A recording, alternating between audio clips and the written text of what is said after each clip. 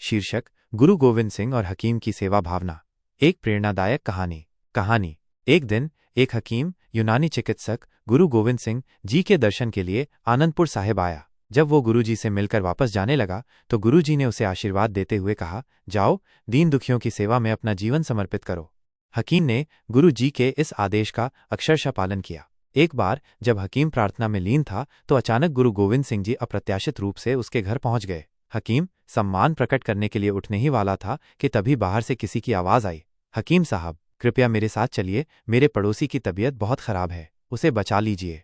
यह सुनकर हकीम दुविधा में पड़ गया। एक ओर पीड़ित की सेवा थी और दूसरी ओर गुरुजी की सेवा और आतिथ्य, लेकिन उसने रोगी की चिकित्सा को प्राथमिकता दी और आगंतुक के साथ चला गया। जब वो मरीज का इलाज करके घर लौटा तो उसने देखा कि गुरु गोविंद सिंह जी उसकी प्रतीक्षा कर रहे थे।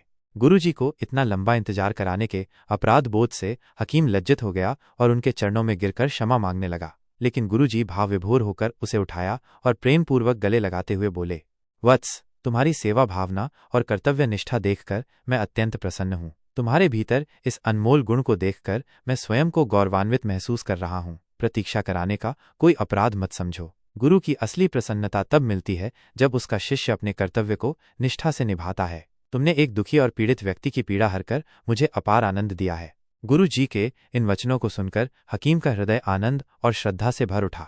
निष्कर्ष, यह कहानी हमें सिखाती है कि सच्ची सेवा और कर्तव्य निष्ठा ही सबसे बड़ा धर्म है। गुरु गोविंद सिंह जी ने हकीम की सेवा भावना को सराहा और हमें भी यही संदेश दिया कि हमें हमेशा दीन दुखियों की सेवा में तत्पर रहना चाहिए।